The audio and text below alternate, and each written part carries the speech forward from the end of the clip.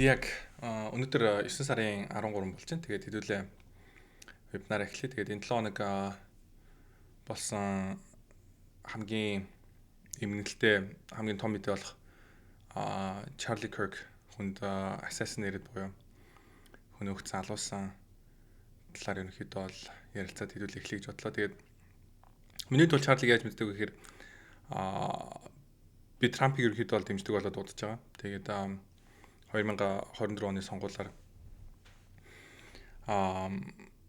ер нь яг сонгуульд оролцохын тулд ер нь бол Америк иргэн болох ажиллаж гисэн ер нь хойшлуулахаа болоод болъё гэж би бас миний бодож ирсэн үе байхгүй. Тэгээд би яг анх Америкт 2008 онд ногоон карттай ээж байгаа дагаж ирээд дүүнэртэйгээ ирээд амьдэрсэн ихэнх хүмүүс ер нь бол Америкт ирчээд айгу хурдан 5 жил болчихвол яг ногоон карт авдаг. Миний хувьд бол 10 хэдэн жил авахгүй 18 оноос хойш ирж хэдий 24 тэг 16 жил ерөөхдөө бол авахгүй явсан баггүй.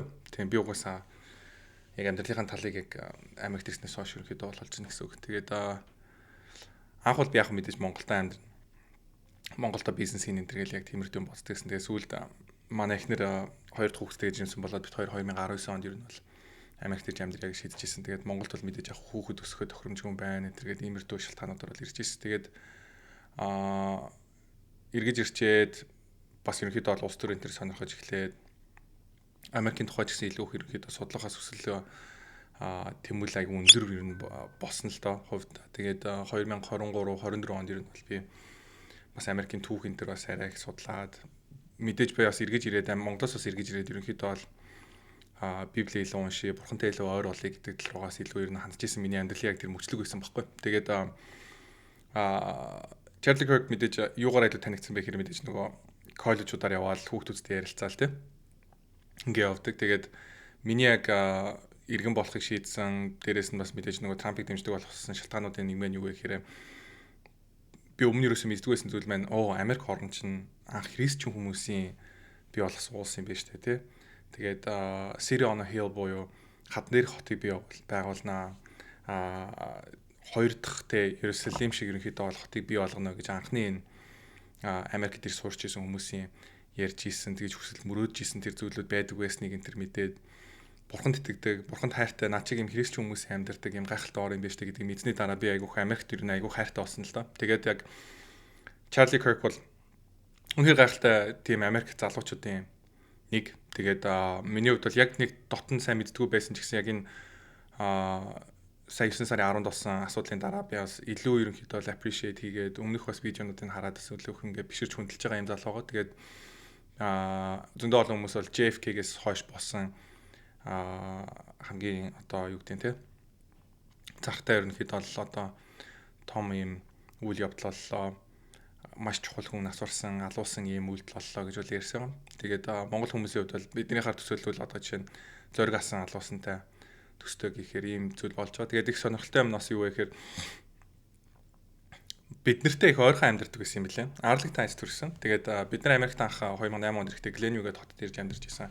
Ерөнхийдөө бол яг хүмүүс Монголд уусууд бид нар Чикагод гэж хэлждэг. Гэхдээ нөгөө манай Иллинойст байдаг одоо хамгийн том хот ч өөрөө Чикаго шүү дээ. Тэгээд нийслэл нь болохоор Springfield гэхгүй юу. Гэхдээ тэр бол хамаагүй. Тэгээд яг мэдээж нөгөө Чикагод тойрсон олон юм сайрал ажиж байгаа хотууд байдаг. Тэгээд бид нэр тийм хотуудын нэг ерөнхийдөө бол одоо North руу ерөнхийдөө байдаг suburb ер нь л амьдардаг. Тэгээд миний амьдардаг одоо ч гэсэн амьдарч байгаа газартай маш ойрхон төрж өссөн Wheeling гээд high school төгссөн юм залуу юм билээ. Надаас 293 он төрсэн 10 сарын 14-нд одоо 32 хүрэхээр байсан энэ залуу бол ингээд хар залуугаараа Utah-д их сургуулиудаар яриа хийж явж байгаа нас орсон. Тэгээд яг нас ордог энэ 7 хоног дээр бас чухал Америкт болсон энэ улс төрд явсан том яриануд маань юу байсан бэ гэхээр Ivana гэдэг нэртэй охин юунд явж байгаад алуулсан баггүй юу? Энэ охин тренд явж байгаад хүнд хутгалуулаад алуулсан. Тэгээд энэ ардан суужсэн энэ хар нөхөр хүзүүрөө хутгалаад алдсан юм билээ. Тэгээд хүзүүрөө хутгалсныхаа дараа эргэн тойронд нь суужсэн 4 5 ингээд хар хүн байсан. Хинэн ч туслаагүй. Тэгээд хөрх ингээд хүзүүнээс тусаалдаад тэгээд нас орсон юм билээ. Тэгээд энэ харамсалтай мэдээний талаар бас ерөнхийдөө бол Charlie Kirk агай өсвөлүүд бол ярьж исэн чухал сэтгүүдийнх нэг байсан. Тэгээд саяхан бас Солонгост очиод ирсэн. Тэгээд Солонгост ямар ч гэмт хэрэг байдгүй юм байна. Хүмүүс зүгээр метроныхоо буудал дээр л ингээд чемодануудаа орхиод ингээд явчихдаг заяа. Бүр гайхалтай. Зүгээр чемодан ингээд ил тавьсан хүмүүс захиж махаад биш. Тэгэл явчаал тэгэл гадуур явж магаал хоол мол идэж байгаа хэдэн цагийн дараа эргээд ирэхэд нөгөөд нь байж идэг гинэ. Тэгээд тийм гайхалтай байд юм байна Солонгос. Тэгээд Солонгосын тэрийг энэ төр яриад манай Америкч гэсэн тийм байх боломжтой, бид нар энийг хийх боломжтой гэдэг юм. Ер нь бол энэ гэмт хэрэгтэй холбоотой аллагатай холбоотой юм асуудлуудыг бас айгүйх ер нь бол яриад явж исэн. Тэгээд Ютад явахдаа ч гэсэн яг тэрнтэй холбоотой асуултуудыг ерөнхийдөө бол хариулаад явж исэн. Тэгээд сүүлд энэ Миннесотад христчин сургуулийн хүүхдүүдийг залбирал үйлдэж яхад нь буудаад хоёр жоох охиныг алаад 12 хүнийг гэмтээсэн. Тэгээд одоо өөр нэг охин тархиндаа буудуулсан нэг охин имлэг дэмжлэг хийгээд явж байгаа. Тэгээд тэр буудлагыг хүүхдүүдийг буутсан таваарш маань ямар хүн байсан бэ гэхээр трансгендер байж таарсан. Тэрний өмнө та бүхэн санаж байгаа бол Америкт ийм трансгендер хүмүүс гэмт хэрэг үйлдсэн ийм мэдээнүүд бас айгүйх явсан байгаа. Тэгээд Charlie Kirk-ийг алсан залуу маань 22-т жоохон банд байж таарсан. Тэгээд энэ хүү 22-т жоохон банд маань трансгендер boyfriendтэй. Тэгээд мэдээж бас тэр үзэл суртал нь бас Charlie Kirk-ийг бас үзээд хүргэсэн байх гэдэг угаасаа дүнэлт нүрхэд хүргэж байгаа. Тэгээд нийгмийг ингээд ажиглах юм бол юу вэ гэхээр left гэж яригддаг демократик нам. Тэгээд одоо орчин үед байгаа нэг юм hit progressive бурхныг үзэн яддаг, бурханд итгэдэг хүмүүсийг үзэн яддаг, христ хүмүүсийг үзэн яддаг ийм нэг гашуудалтай гэх үгүй юм харамсалтай юм цаг үед бид нар амьдарч байгаа. Тэгээд Charlie Kirk-ийг нас орсны дараа тэрийг тэмдэглэж одоо юу гэдэг нь тэгээ баярлж хогч нэтэр гэсэн тэгээ иймэрхүү утга санаа бүхэн юмнуудыг бичсэн ярьсан усуд маш их байгаа. Монгол хүмүүс ч гэсэн тэгж ярьсан юмнууд бас сонсогдож илээ. Тэгээд яг хөө зарим усуд нь бол ухраасаа мэдэхгүй тэгэл нэг хайлт нэг мэдээ энэ төр уншаал нөгөө дандаа худлаа ярьдаг энэ мэдээнүүдийг ер нь бол уншаад тэрнээсээ мэдээлэл авдаг усуд бол юм мэдэхгүй байх нь бол би үгүйсгүй. Гэхдээ нөгөө талдаа орчин үед ийм айгүйх бид нар мэдээллийн 900-д амьдарч байгаа юм шиг хэрнээ. Айгүй баг мэдлэгтэй, баг юм мэддэг тэгсэрний айгүйх ярих дуртай мэдэмхэрдэг ийм хүмүүсээр манай нийгэм бас төрсэн болоо гэдгийг бас билүүхээс харуулж байгаа. Дээрэс нь ганцхан энэ бол хүний оюун санааны тулаан биш, энд бас давхараас энэ сүнслэг тулаан болж байгаа юм байна гэдгийг бас илүүтэйгээр бас харуулж байгаа. Тэгээд итгэж хүмүүс байх юм бол энэ яриа бас илүү хамааралтай санагдах байх. Тэгээд Charlie Kirk нас барсны дараа бас над бодгцсан юм байна. Нэгт болохоор филинг талаас ярих юм бол их сонин. Миний хувьд бол одоо жишээ нь юу гэдэг бид нар багасаа одоо жишээ нь юу гэдэг контр монтор тоглоод өссөн болохоор ч тэр юм уу эсвэл нэг аим шиг янз бүрийн кино мино зурагтаар ингэж үзсээр өссөн болооч тэр тэнд одоо хүн асуурчээ гэдэг мэдээлүүд бол нэг тийм хүн дээр тусах магадлал бол ер нь айгу бага байдаг. Одоо жишээ нь Украинд аим боллоо тий өнгөрсөн 7 хоног хэдэн мянган хүн асуурлаа. Тэдэн хүн асуурлаа. Оросд тийм хүн асуурлаа. Оросд нэг буудлага болсон шүү дээ. Нэг хэдэн маслимууд театр дотор ороод буудлаа хүмүүсийг буудаа зөндөө олон хүн асуурсан. Тэгээд тэглээгээд би жишээ нь үйлдэггүй байхгүй юу? Тэгээд Charlie Kirk-ийг нас орлаа гэдэг сонсоод бол би яг ч өөр ирэхгүй байсан. Тэгээд нас орсныхаа дараа би 3 хоног ер нь бол өөр цагуудаар ингээд ботхоор л сэтгэл өвдөд өөлсөн. Тэгээд яг юм бурханд итгэдэг энэ залуу үнэхээр гайхалтай мундаг залуу. Тэгээд энэ бол нэг зүгээр нэг ингээд нэг юм мэдээгээр гараал нэг хүн нас орчлаа гэдэг юм мэдээ биш. Энэ хүн бол энэ хүний төлөөлж исэн зүйл нь, энэ хүний хийж исэн зүйл нь өөрөө гайхалтай. Ийм хүн байгаад байгаа байхгүй. Тэгээд миний бас бодсон юм болохоор юу байсан бэ гэхээр мэдээж бид нар ингээл амьдарч байгаа би ингээл нэг 7-2-7 хоногт нэг худлаа маркетинг төр яриад явдаг. Гэтэ надаас 2 дүү залуу юм гайхалтай ажлууд хийгээд итгэл үнэмшлийн төлөө өгөхөд билээ ингээд явж исэн байхад би өнөөдөр бурхны талаар ярьж байгаа байлоо.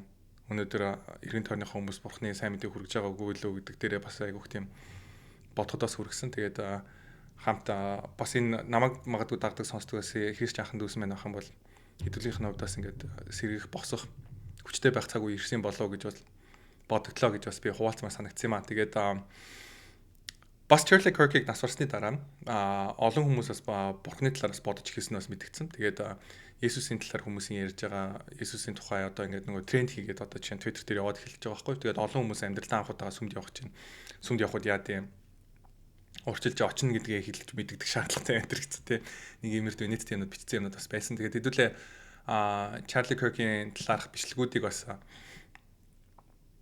хамтдаа үзээд тэгээд мэдгүй усуд нас сонирхолтой санагдах бах. Тэгээд хамтдаа харъя гэж бодож байна. How do you want to be remembered? I mean, if I like die? Everything just goes away. How would you, if you could be associated with one thing, how would you want to be remembered? I want to be remembered for courage for my faith. That would be the most important thing. The most important thing is my faith in my life. I don't know if you know this, but everyone dies. It's important to remind yourself of that.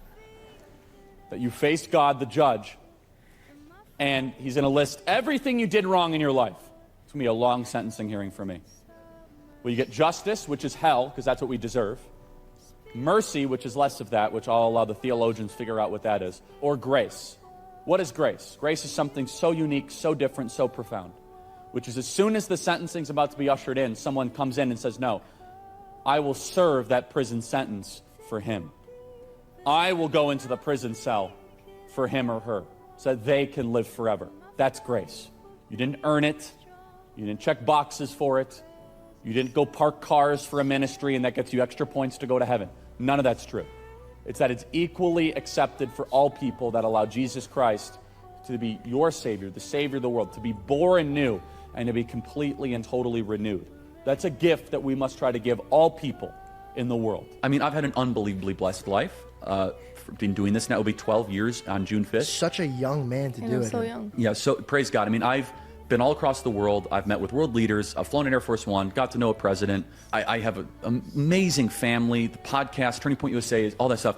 And so you experience that and you're like, what actually matters? What matters is your relationship with the divine, your relationship with your family, your kids, and maybe a close collection of friends, and your relationship with the truth. And you could decide to lie all the time, then you become a tortured individual. And you know those people. You just turn on television. They're constantly lying, and they just become like disfigured either emotionally, spiritually, or physically. Because when you lie, I believe you're actually committing suicide of the soul. I really believe that. Are you a Christian by any chance? Very, very much so. Like, why is that exactly? Oh, Jesus saved my life. I'm a sinner, gave my life to Christ, most important decision I ever made. So you believe the Bible is real? Yes, I believe the Bible is true and real. Yeah. Why is that? Well, I could give you the technical answer. There's never been an archaeological discovery that has contradicted the truth of the Bible. And then, of course, the wisdom. There is not a truth of the Bible that if you apply to your life does not improve dramatically. And then finally, we have the most accurate and transparent, historically robust account that one can have of the most important figure ever to live in the history of the world, Jesus of Nazareth. And the resurrection is the pinpoint of my belief that Jesus did rise from the grave so that we may live. And for those of you that have not given your life to Christ, I could tell you it is the most freeing, liberating thing that a human being can possibly do. The most important thing that you can do, which is to be born new into the kingdom of God. Ийм мундаг ингээд хаач явсан яриа хийхээр бурхныг тунхагладаг гэрчлэл хийгээд явдаг юм залуу байсан байхгүй. Тэгээд энэ Grace гэдэг ойлголтыг түрүүн жишээ тайлбарлаж байсан. Яг Христ итгэлийн яг үндсэн энэ ойлголт явж байгаа. Бид нар ингээд нүгэлтэй нүглийнхаа төлөөс болох бол үхэл гэдэг төлөөсөө төлөх хэрэгтэй. Яг л бурхан шудраг учраас буруу хийсэн үйлдэл болгон өөрөө цаараас нь төлөөстэй байх хэрэгтэй. Тэгээд тэр тэнд болохоор бурханы нөгөө нэгүсэд буюу Grace орж ирж байгаа. Тэр Grace нь яаж орж ирж байгаа гэхээр окей чи нүглийнхаа төлөө үхэх хэрэгтэй. Нүглийнхаа төлөө чи одоо юу гэдэг тэгээд хамд орох хэрэгтэй. Тэгвэл тэр төлөөсийг чинь би өмнөөс чинь төлөё те. Би өөрийнхөө хүүг явуулаад төлөйгээд цагалмай дээр цовлогдоод бидний нүглийн төлөө төлсөн юм а гэдэг энэ хүү сайн мэдээ байдаг. Тэгээд англиар ерөнхийдөө ойлгоогүй усаад байх юм бол монголоор ямар ч гэсэн тайлбарлах гэдэг оролдлоо. Дээрэс нь нийгмийн өнөөгийн нийгэмд бол юу гэдгийг сонин сонсогдохоор айгуу гоё юм ярьдаг байсан зүйл нь юу гэхээр гэр бүлтэй болоо. Залуучуудыг эрт гэрэл, эртхэн хүүхэдтэй бол энэ төрөгээр битгий унтаж хөвтөж яв гэдэг энэ хүү мессежийг айгуу хөөгдөг байсан. Тэгээд энэ бол үнэхээр гайхалтай зүйл. Тэгээд орчин үед бол ингэж яриад байгаа шүү дээ. Нэг сургуулаа төгсчий иймэрдүү карьераа нэг хөөч хангалттай мөнгөтэй болчих тий би хүүхэдтэй болох бол I can't afford a kid би хүүхэдтэй болох юм бол төлбөрийн төлж чадахгүй шүү дээ энэ гэсэн иймэрдүү яриануд айгуух байдаг. Тэгээд тэр яг энэ орчин үед байгаа culture эсрэг ярьдаг гэр бүлтэй болооч тий хүүхэдтэй болооч гэж ярьдаг юм мундаг залуу байсан. Тэгээд Библийн мэдлэг ер нь бол мэдлэг юус агуу. Тэгээд их сургуульд 1 жил сураад коллеж хайчаад тэгээд энэ Turning Point USA гэдэг энэ хөдөлгөөн байгууллага ер нь бол байгуулж ирсэн байна. Тэгээд үүгээрээ дамжуулаад маш олон мянган оюутнууд түрээд олон хүмүүсийг бурхан дээр авчаад зогсохгүй бас Republic нам руу авчаад тэгээд ер нь бол энэ олон залуучуудыг бас сонголтод идэвхтэй байгаа сонголт оролцоход нь бол ерөнхийдөө бол нөлөөлсөн ийм мундаг залуу юм байна. Тэгээд Instagram ингээл янз бүрийн юмнуудаар нэг богинох нөгөө бичлэгүүд нь яваа тэрүүгээр айгу од юу вэ гэхээр нэг оюутнуудтай юм ярьдаг байхгүй. Нөгөөдөл нь санал нэгдэж байгаа хүмүүс байх юм бол хурж иж асуулт асуугаал тэгэл манай хүн хариулаад тэгээд prove me wrong тэгээ намайг буруу гэд харуулчих юм тэр гээд одоо дебет хийгээд байхгүй мэтгэлцэн хийя гэд майхан барьж байгаад ярьдаг юм залуу байсан. Тэгээд тэрхүү бичлэгүүдээс нас хэдүүлээ харах юм бол бас гоё. Тэгээд Candace Owens to my friend Charlie Kirk гэдэг юм бичлэг хийсэн байсан. Тэгээд илүү сонирхож байгаа усуд байх юм бол энэ бичлэгийг үзээрэй. Надад бол энэ үнэхээр гоё санагдсан. Turning Point-ыг дөнгөж хэлж яхад бас энэ Candace Owens өөрийнхөө channel энэ нэгээгүү байхдаа Charlie Kirk-тай хамт ажилладаг гэсэн юм билээ. Тэгээд 2 жил хамт ингээл аялал энэ төрөөр юм яриад ингээд явдаг байсан. Тэр үеэсээ бас ингээд хуваалцаад яриад үнэхээр гайхалтай гоё ярьсан. Тэгээд энэ маань юу вэ гэхээр яг энэ зүгээр нэг ингээл нэг тий улс төрийн хөдөлгөөн хийдэг залуу хөгцсөн биш. Эний чинь цаана үнэхээр гайхалтай хүн байсан те мэдрэмжтэй, филингтэй, өөр ингэсэн бодолтой, дуртай зүйлтэй, дургүй зүйлтэй юм гайхалтай залуу байсан байна гэдгийг бас харуулж байгаа. Тэгээд үнэхээр сэтгэл хөдлөмөр бичлэг байгаа. Тэрийг бас манайха үзээрэй. Юунуудаас хальт бичлэгүүдээс харах юм бол хөөрхөн бичлэгүүд байгаа юм. There's a reason why the dress for the man is the same at a wedding and a funeral, because you're saying goodbye to your previous self. The woman is the icon, the symbol of beauty, almost always in all white, right? Ascendant. The man is usually in black and white, like he's attending somebody's death, because it is his death. Ягаад ингээд хурман дээр эмэгтэй хүн цагаан хувц өмсөд эрэгтэй хүн болохоор ингээд хар цагаан хувц өмсдөг гэхээр эмэгтэй хүн бол ингээд гоо зүгслэн төлөөлөө цав цагаан хувцтайгаа эрэгтэй хүн бол ингээд нэг оршуулганд ирж байгаа юм шиг эрэгтэй ингээд хувцалж байгаа тийм. Ягаад гэвэл яг үүндээ бол тэр үхлийнх нь өдөр учраас гинэ. Ягаад гэсэн чинь тэр хуучин эр хүн үхээд те өөр хогтуудтай яриад хүн амтантай уулзаад ингэж явдаг гэсэн тэр эр хүн үхээд яг энэ нэмэгтэй хүний төлөө ингээд шинээр ингээд төрж байгаатай адил учраас хурман дээр тэгэж хувцалдаг гэдэг ярьж байгаа байхгүй. Энэ бол гайхалтай. Би ерөөсөө ингэ сонсож байгаагүй. Энэ бол надад үнэхээр таалагдсан. No, but think about it. It's the death of the bachelor mindset. It's the death of promiscuity. It's the death of the wandering eye. It's the death of immoral behavior. It's the death of texting girls casually. It's the death of I get to do what I want to do. It's the death of just going to the bar with friends. It's the death of acting like an infant. It's the death of playing video games till 1 a.m. Энэ бол ингээд эр хүн болоо те нэг хүртэл тоглоом хойлоо зан зүрэ октоцтой текст чихэд унтаж хвтээд явахаа болоод найзуудтайгаа баар авч явахаа болоод яг ингээд тэр хуучин тэр амьдралаа хаяа тэр хүч байгаа чинь ингээд symbolize хийж байгаа буюу харуулж байгаа гинэ. Тэгээд энэ бас гайхалтай ярьсан. Үнэхээр таалагдсан. За тэгээд энд бас нэг бичлэг байна. Энийг бас хэтлээ айлаарай. When I was 23, I got pregnant, wasn't planned. And I decided I was going to do the right thing. At 18 weeks, I found out that my amniotic sac tore and attached to my baby's spine. It was pulling her spine out and filling her brain with fluid. And the doctor said, there's no other option. I did induce labor and I gave birth. When I started getting bills, the doctor said, well, your life wasn't actually at risk of death in that moment. And so the pain that abortion caused me, I stayed in an abusive relationship for a year. I allowed a man to beat me because I felt so little about myself. I drank, I used drugs, and if it hadn't been for Jesus Christ, my Lord and Savior, I don't know where I would be. You are healed and forgiven, yeah. And one day you'll meet that little one in heaven. Do you believe that the medical industry lied to you? Absolutely. So giving birth to her, I was holding this little child. I mean, she was a baby. She had hands and nails, and I mean, she was a life. And I knew, I was like, well, I had no right to take her life. And I felt like I was put in a position to choose that. What is your advice for women that are being lied to by doctors right now? That death does not heal anything. Why do you think doctors are so intent on death? At the end of the day, it is money in their pocket. We've been so brainwashed that death isn't a big deal. Abortion's not a big deal. It's just, it is what it is. Thank you for sharing your story. I hope that it's part of God's plan to bless you with more children. Тэгээ ер нь бол pro-life хүн байсан. Тэгээд хүүхдээ бол аборт хийх ёсгүй те. Нэг ээж нь л үнэхээр өгөхгүй тийм шалтгаан л биш бол ямар тохиолдолд бол хүүхдээ бол аборт хийх бол буруу гэдэг юм бодолтой байсан. Тэгээд ийм мундаг хүн байсан. Тэгээд хөрхөн гэр бүлтэй хоёр жоохон хүүхэдтэй, хөрхөн охинтой, сүүлний хөрхөн бойтой болсон ийм залуу гэр бүл байгаа. Oh beautiful for spacious skies forever. Remember waves of grain for purple mountain majesties above the fruited plain. America, America, God shed his grace. Хөөрхөн гэр бүлтэй байсан байгаа. Энэ бичлэг бол үнэхээр гайхалтай. Америкийн одоо чинь үндсэн хууль чинь religious одоо биш шүү дээ тий. Ягаад ингэж хүмүүс ингэж Америк ингэж бурхантай холбож яриад идэв гэдэг иймэр дутагтай асуулт асан байгаа байхгүй. Тэгээд яг Америк орн бол яг энэ христчин хүмүүсийн бий болгосон. Тэгээд Америкийн үндсэн хууль бол яг энэ христ итгэлтэй холбоотой Библийн ерөнхийдөө энэ зарчмууд дээр үндэслэсэн ерөнхийдөө үндсэн хууль юм а гэдгийг тайлбарсан юм гоё яриагаа. Тэгээд сонсъё.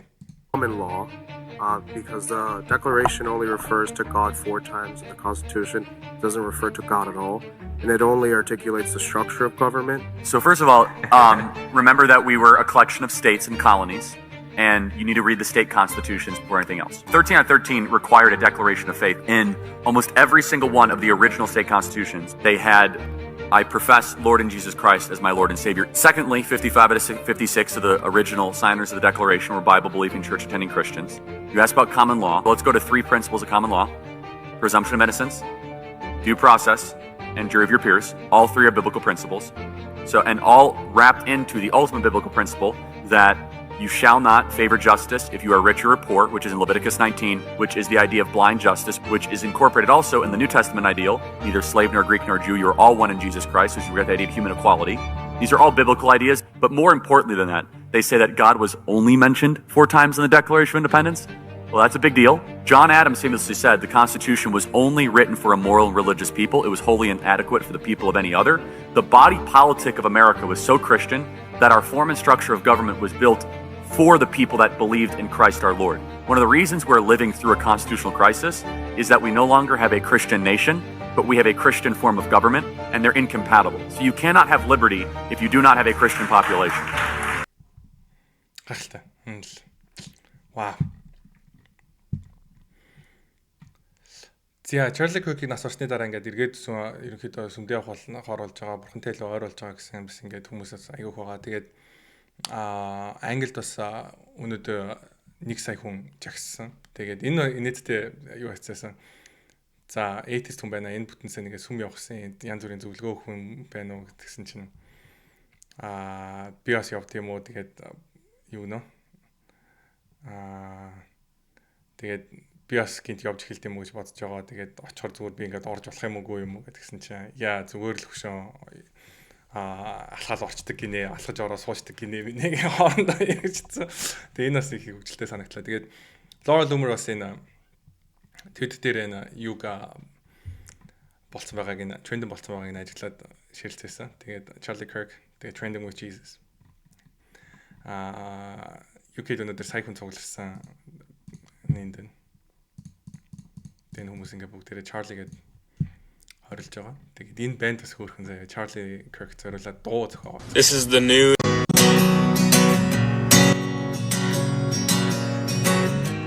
My heart breaks for his little girl, knowing that daddy ain't coming home. What kind of world we living in? A one where killing a father is condoned. He never failed to speak the truth, no matter the war he was up against. He saw this country falling apart, so he picked up his cross and took a chance. I believe this world is falling apart, and all we have to cling to is in our hearts. I'm talking about Jesus, not the left's careless apathy. Гайхалтай. Тэгээ өөрөөс нэг дуу бас байгаарсан. Тэгээд UK-дээс Winston Churchill-ийн статугийн гадаа очиод хүмүүсээс Charlie-гийн тухай яриад The Christ is King гэдээ бас орилж байгаа. Ийм бичлэг байсан. Зөндөө олон бичлэгүүд байгаа. Би тэгэл зүгээр захаас нь л оруулсан юмнууд энэ.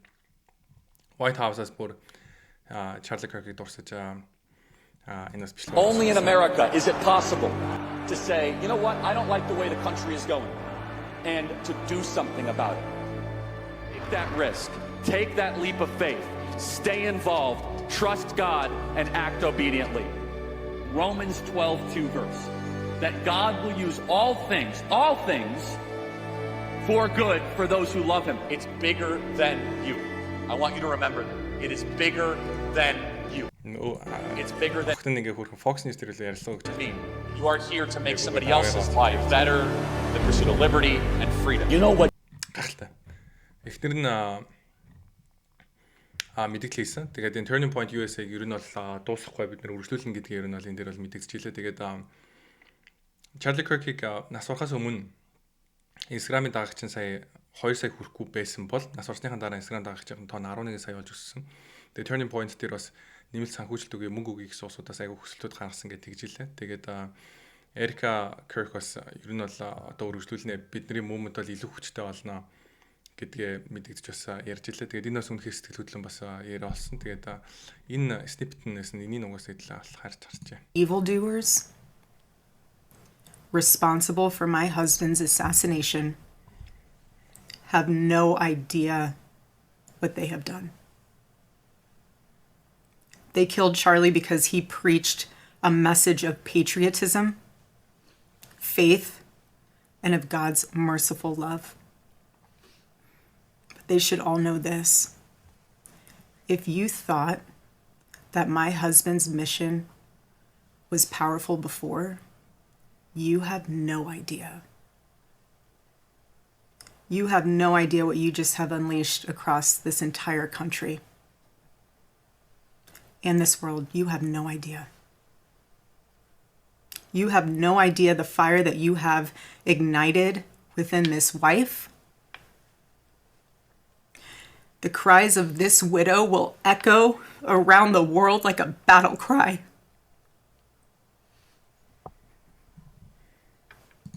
Гахалтай. Тийм хүчтэй үг хэлсэн байгаа. Тэгээд манайх энийг үзэж болно. Тэгээд YouTube дээр угсаа энэ байгаа. Тэгээд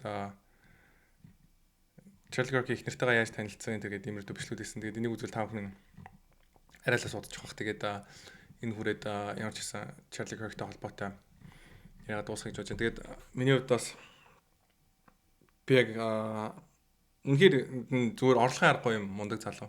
Тэгээд юу гэдэг энэ залуу алга болчлоо. Одоо өмнөөс нь би одоо чинь юм энэ хүн хийгээд хинч тэгж хэлэхээр биш юм гахалтай залуу. Тэгээд үнэхээр бурхан тайртай хүчрхэг хүмүүс өөртөө санал зүрэлцгөөс хүмүүс өөрийг нь доромжлохоос айдгүй те ийм залуу байсан. Тэгээд үнэхээр энэ хүнээс суралцах зүйлүүд маш олон байна. Тэгээд олон залуучууд бас Charlie Kirk-аас урам аваасаа би бас их урам авч байгаа.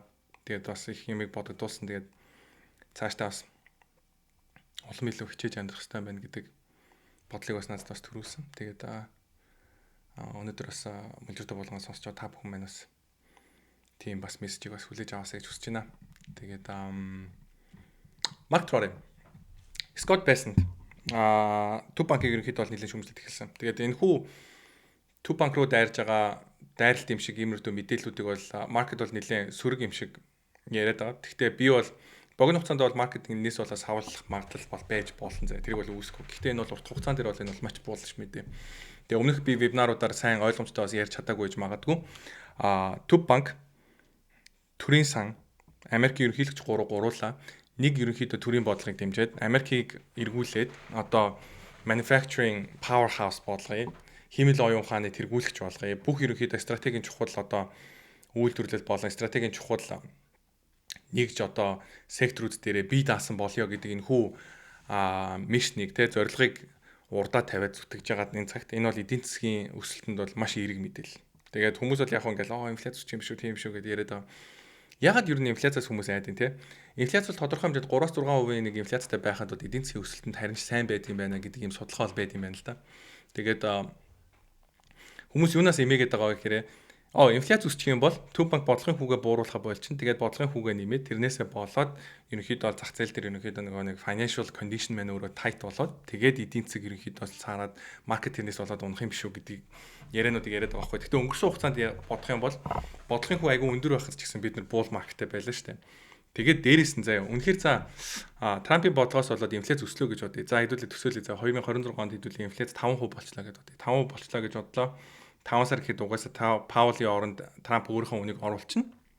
Тим юм чи угаасаа юуг бодлогын хүүг айгу хүчтэйгээр нэмээд маркетинг жишээ савлгаад ахаар бодлого угаасаа хэрэгжүүлэхгүй нь ойлгомжтой байхгүй. Тэгэхээр бол маркет бол яг богино хугацаанд дээр инфляц бол иймэрдүү мэдээллүүдээр анхаарч иж болно. Яг том зургаар нь харах юм бол миний бодлоор энэ бол бүгдээрээ noise буюу анхаарал хандуулах ёстой зүйлүүд бол биш. Дээрэс нь Бесент одоо аль хэдийн Паул ерөнхийдөө бол ерөнхийдөө шүүмжлэлүүд ингэж хэлээ. Төв банкны ерөнхийдөө бол одоо энэ хариуцлагагүй байдал руу бол ингээд анхаарал хандуулаад эхэлж байгаа байхгүй. Тэр төв банк маань өөрөө нэг юм том толгойтой хариуцлага хүлээдгүй. Тэгээл нэг government хууль зөрчил те гэмт хэрэг хийж л байдаг. Нөгөөд нь халж болтгүй нэг ийм байгууллага байх гэдэг байгаа байхгүй. Энэ бол яг үндэ бол харин маркетер бол муу. Харин ч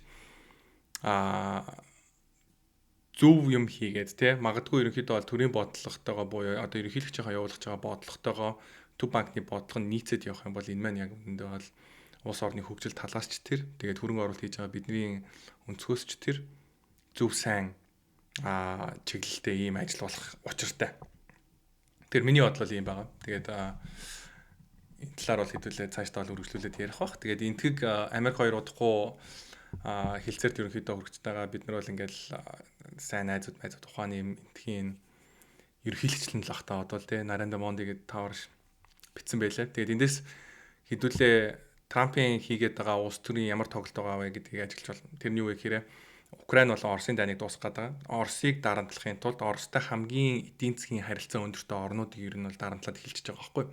Өнөөдөр л гэхэд Европын орнуудыг Оросоос ерөнхийдөө газрын тос худалдаж авах болооч гэдэг иймэрдүү шахалтуудыг үзүүлсэн. Тэгээд ийм төрлийн шахалтууд маань өөрөө Оросын буулгаж авах ерөнхийдөө бол одоо хилцээний ширээн дээр эргүүлэн авчрах юм зорилготой байгаа. Тэгээд Зеленский Путин хоёрын хувьд бол нэгнийгаа нэлээд үзэн яддаг. Ерөөсөө хилцээр турж чадахгүй байна гэдэг юм байгаа. Гэхдээ Зеленскигийн зүгээс тэр Путины зүгээс тэр энэ эгоогоо явуулаад залуучуудаа өхүүлэхэ болгоо бодох нь чухал байхгүй. Тэгэл би энэ дург 7 хоног болгон хэдэн зуун залуучуудыг өхүүлээд байвал бас харамсалтай зүйл байгаа.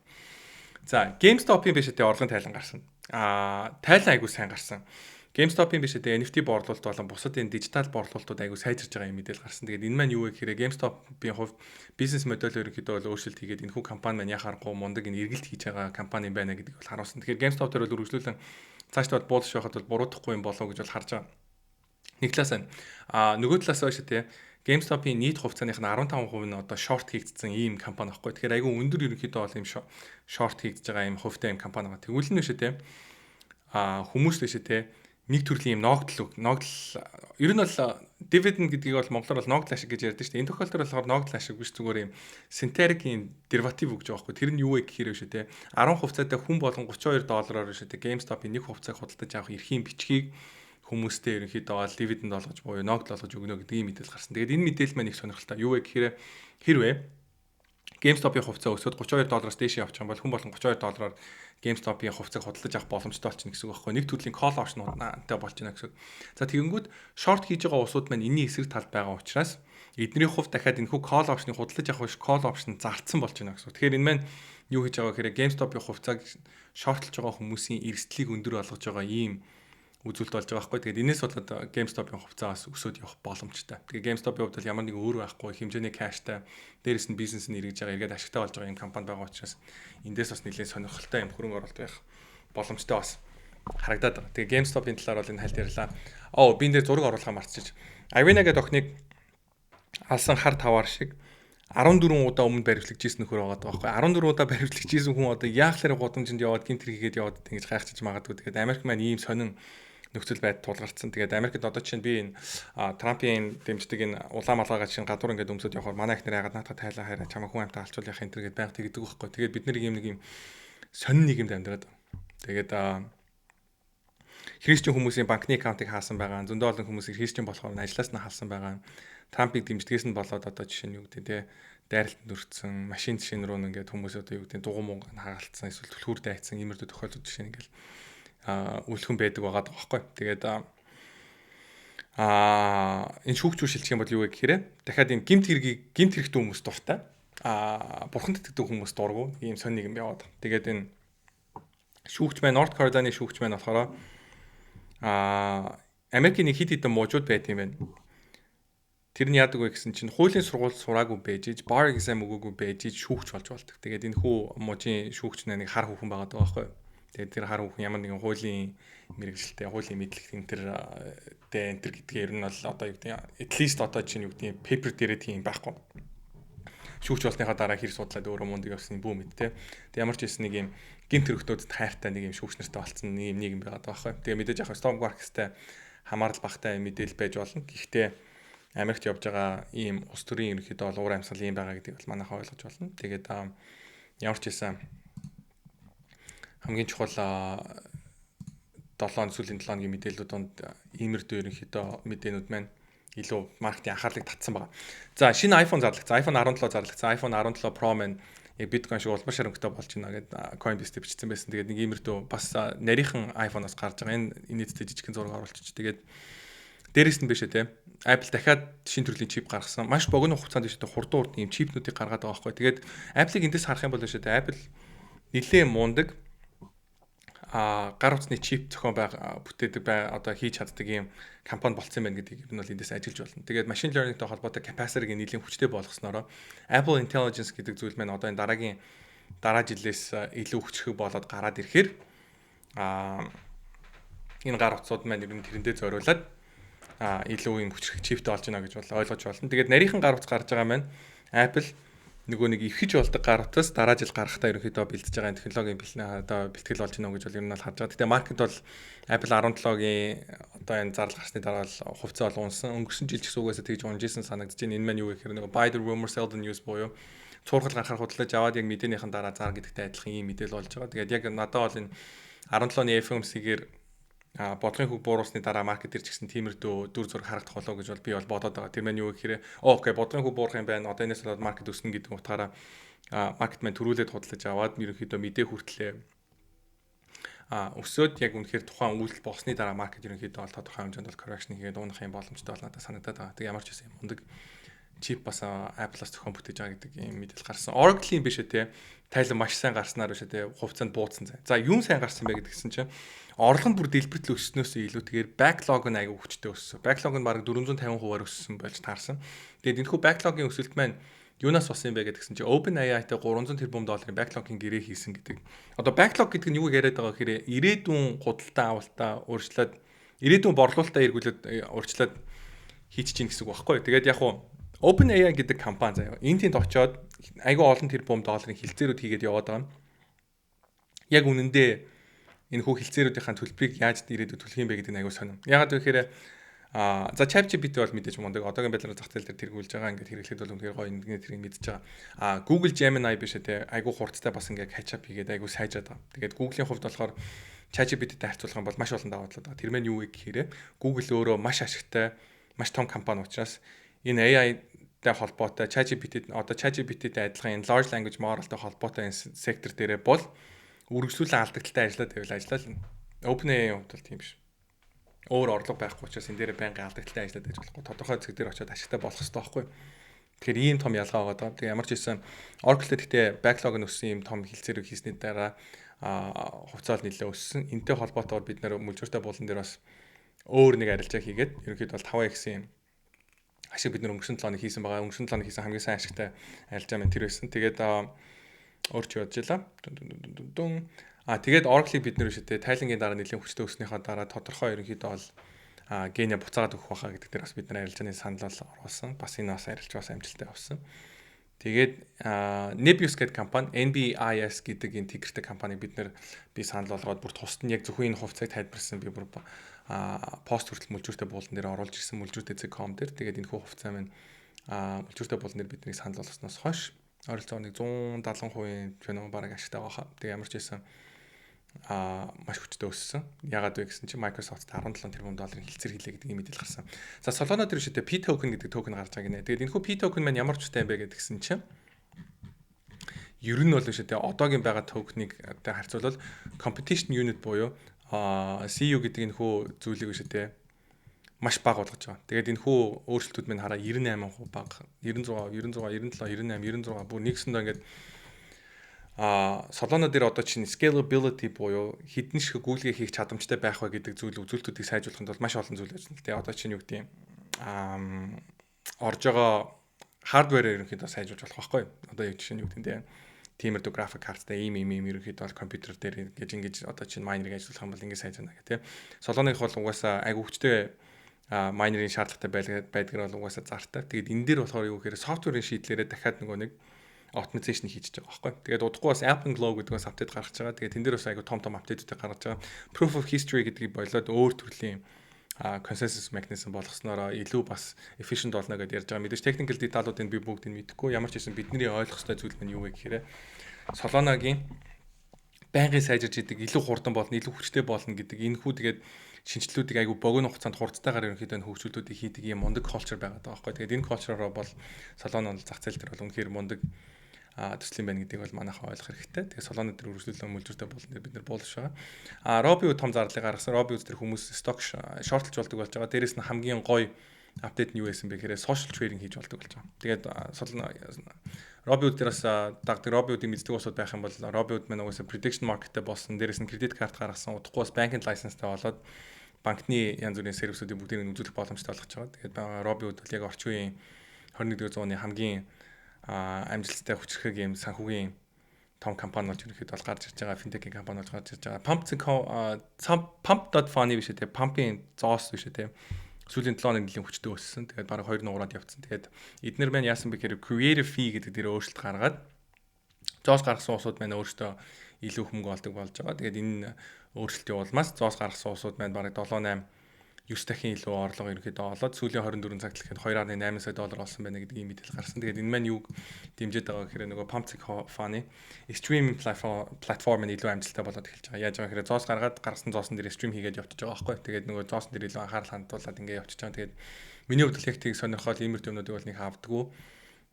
Гэхдээ ямар ч байсан Pump.fund нь бол яг энэ төрлийн категори дээр бол тэргүүлэгч мундаг компани байна гэдгийг ойлгож байна. Тэгээд Pump гэдэг энэ зоос бас нэлээд анхаарал татаж бас эхэлж байна. Тэгээд би бол одоохондоо аваагүй байгаа. Тэгээд та бүхэндээ төрүүлээд ямар ч ясан энэ мэдээллийг бол хүргэж байна. За миний майк онгорхоо байгаа тийм. Ганцаараа яриад байсан чи бичдэг байхад. Avalanche биш үү тийм. Avalanche Foundation нэг компани байгуулад тухайн уг нэг өөр нэг компанид тийм. Дахиад нэг treasury компани 1 тэрбум долларын AVAX зоосыг дискаунттайгаар зарна гэдэг ийм мэдээлэл гарсан. Тэгээд энэ дэр нэг ийм сонирхолтой юм гараад байгаа. Treasury компаниуд бий болоод яг биткойныг ингээд баланс дээр тавиад MicroStrategy шиг авдаг шиг ингээд бусдын зооснуудыг аваад өөрсдийнхөө баланс шийдэн дээр тавьдаг ийм компаниуд гараад байгаа байхгүй. Тэгээд энэ хүү компаниудыг гаргангуудаа яаж байгаа гэхээр нөгөө зооснуудын фаундейшнууд маань өөрсдийнхөө зоосыг шууд ингээд зах зээлээр гаргаж ирж dump хийгээд зоосныхоо ханшийг унахгүйгээр зүгээр шууд өөр компанид дискаунттайгаар арай бага ханшаар авчиад OTC-гээр ингээд зарчиж байгаа байхгүй. Over the counter зүгээр юм. Эсвэл зүгээр л ингээд дамжуулчихж байгаа байхгүй. Тэгэнгүүтээ өөртөө болохоор бас тэгтээ зөндөө мөнгөтэй болчихж байгаа. Тэгэхдээ зоосных нь ханш нь болохоор унахгүй. Тэгээд эсэргээр зах зээл болохоор тэрийг илүү буулж гэж хүлээж аваад ханш нь эсэргээр өсөд байгаа байхгүй. Ethena гэдэг зоос биш үү? ENA гэдэг зоосон дээр яг тийм үйлдэл хийсэн. Яасан бэ гэхээр Treasury-тэй нэг компани байгуулад нөгөө компани дээр ENA гэдэг зоосоо хямдхан зараад нөгөө л нэг хэдэн сая доллар ч үлээ аваад бас ингэ явсан чинь ENA гэдэг зоосны ханш нь өсөж байгаа байхгүй. Миний хувьд болохоор яг тэгж өсчих юм болов уу гэж би бол харж чадахгүйсэн. Ягаад гэвэл crypto stable coin-тэй холбоотой биелэн дээр ямар хуулийн нөхцөл байгаад байгаа гэхээр тэн дээр stable coin yield өгж болохгүй гэдэг юм байгаад байгаа байхгүй. Нэгсэндээ yield generating stable coin буюу хүүгийн орлого өгдөг юм stable coin байж болохгүй гэдэг юм нөхцөл байгаад байгаа. Тэгээд энийг бол яг банкнуудын нөлөөнөөс болоод иймэрхүү юм оруулж ирсэн. Энэ бол stable coin-ийн хөгжил бол нэлээд сөргөөр нөлөөлөх зүйл байна гэж бол хүмүүс бол ярьж илээ. Тэгээд миний хувьд бол одоогоор бол том opinion байхгүй. Гэхдээ өгөөж өгдөг stable coin гаргах хүсэлгүй байх нь бол банкнуудын хувьд ашигтай гэдгийг бол би ойлгож байгаа. Тэрнээ бол угаасаа санал нэг байгаа. Тэгэхээр Америкийн угаасаа янз бүрийн бодлого боловсруулах, бодлого гаргахын процессууд дээр банкнууд бол нэлийн хүчтэй нөлөөлдөг гэдэгт бол би бол бас итгэдэг. За нөгөө талаа. За тэгвэл ENA маань болохоор өөрөө яг жинхэнэ нөгөө yield өгдөг stable coin байгаа байхгүй. Ягаад гэхээр эн чинь яадаг вэ гэхээр нөгөө delta neutral strategy явуулдаг. Тэгээд stable coin хэвлэлээ тэнцүү хэмжээний мөнгийг яаж байгаа гэхээр цааталт нь одоо чинь Ethereum-ийн staked хувилбарыг барьцаалаад stable coin гаргаж ирэнгүүт нь яг тэнцүү хэмжээний ETH-ийг авчиад centralized exchange дээр short хийдэг байхгүй. Тэгээд bull market дээр бол угаасаа long хийж байгаа усууд маань short хийж байгаа усуудад 5 8 цаг болгон мөнгө төлдөг. Тэрийг болохоор funding rate гэж ярьдаг. Funding rate-ээсээ тэгээд мөнгө олоод тэр funding rate-ээс олсон мөнгөөрөө stable coin дээр yield өгдөг юм төсөл байгаа даа байхгүй. Тэгэхээр ENA-ийн хувьд бол миний ойлгож байгаагаар бол миний гаргалгаагаар бол биш тийм. Crypto stable coin-ы бийл бол bearish мэдээ байхгүй. Тэгээд зах зээл бол одоохонд бол тэрийг тэгж харахгүй байх шиг байна. Миний хувьд бол би бол тэгж харж байгаа. Two bank руу Трампын дараад байгаатай холбоотой асуудлыг Richard Werner ерөнхийдөө бол бичсэн байсан. Тэгээд энэ дээр бас би яг сүүлийн үед ерөнхийдөө бодоод түрүүн бас ярьж исэн зүйл маань юу вэ гэхээр окей. Two bank ерөнхийлөгч төрийн сангийн chairman ерөнхийлөгчтэй энэ гурав санал нэгтэй болоод эхэлчих юм бол stock market ер нь бол унах боломжгүй байна. Айгу хүчтэй bull market болох юм байна гэдэг би юм дүнэлтэнд хүрээд байгаа байхгүй. Тэгээд яг энийг ч гэсэн яг энэ Richard Werner настай санд нэгж байгаа юм байна гэдгийг би мэдээд айгу баяртай байгаа. Ягаад тэгэхээр энэ дээр энийг ингээд унших юм бол юм. За би нэг л уншия та одоо. In actual fact, we can have abundance and prosperity for all. Thus, it is time to end the independence and lack of accountability of central banks. Of course, accountability of central banks also means that monetary policy has to be examined in the correct way. So far, President Trump has fallen for the central bank's propaganda claim that they operate monetary policy via setting interest rates. This is not true. Since the prerequisite correlation and causation between interest rates and economic growth only exists on theory, but not in reality, нэгсэндээ эдийн засгийн өсөлттэй одоо жишээ нь бодлогын хувийн төр хоорондоо бол яг үүндээ бол холбоотой биш ээ. Тэгээд энэ бол одоо жишээ нь Төв банкнаас явуулдаг хооронд пропаганда гэж хэлж байна. As my readers will know, the most important macroeconomic variable is the quantity of bank credit creation and the allocation of credit creation towards different uses. Тэгэхээр энэ юу вэ гэхээр макро эдийн засгийн хамгийн чухал үзүүлэлт бол зээлийн хүү гэхээсээ илүү тэгээд шинээр гарч байгаа зээл маань өөрөө эдийн засгийн аль секторууд руу гарч байгаа вэ гэдэг хамгийн чухал. Нэгсэндээ хэрэг хэмжээний зээл гарах уу? Тэгээд гарч байгаа зээлүүд маань аль секторууд руу биш үү? Хуваарлагдаж явж байна гэдэг маань хамгийн чухлаа гэдэг ийм зүйлийг яриад байгаа байхгүй. So it is important that central banks' quantity of credit policies are coordinated meaningfully with government policies.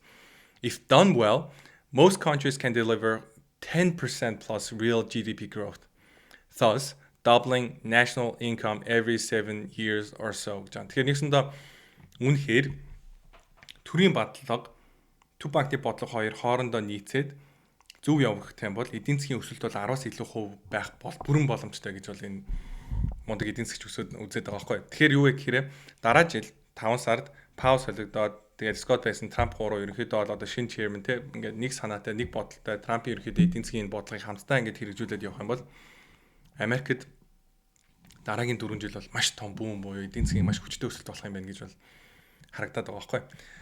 За юм байна. Тэгээд сүүлийн мэдээ нь болохоор Hyperliquid гэдэг мундаг төсөл байгаа. Hyperliquid маань USDH гэдэг өөрсдийн гэсэн stable coin-ыг гаргаж байгаа. Тэгээд stable coin-ыг нь болохоор ямар компаниуд гаргаж ямар хэн хариуцлагын цааталтах ерөнхийдөө бол processing technical processing ерөнхийдөө хариуцаад явах юм бэ гэдэг дээр өрсөлдүүлээд тэгээд community-гаас ерөнхийдөө санал аваад явж байгаа. Тэгээд энэ дэр хэдийдэн төслүүд өрсөлдөж байгаа. Paxos stable coin гаргадаг Paxos гэдэг компани гэдэг. Тэгээд Eternal Labs түрүү ярьсан ENA гэдэг зоостой компани. Тэгээд Frax Finance Sky гэдэг маань болохоор хуучин MakerDAO гэдэг нэртэйсэн Maker гэдэг төсөл. Тэгээд Agora гэдэг нэг төсөл. Тэгээд Native Markets буюу яг энэ Hyperliquid-ийн өөрсдөө community-ныгаа удирдаад ингээд аваад явж болох юм шүү гэдэг иймэрхүү сандууд гаргаж байгаа юм байна. Тэгээд энэ хүрээд өшөө ярихаар зөндөө олон юмнууд байлаа. Гэхдээ хамгийн чухал гэж миний ерөнхийдөө бол бодсон юмнууд маань эдгээр асуудлууд байгаа. Тэгээд энэ хүрээд өнөөдрийн вебинарыг өндөрлөе. Тэгээд цаг гаргасан та бүхэндээ баярлалаа. Thank you.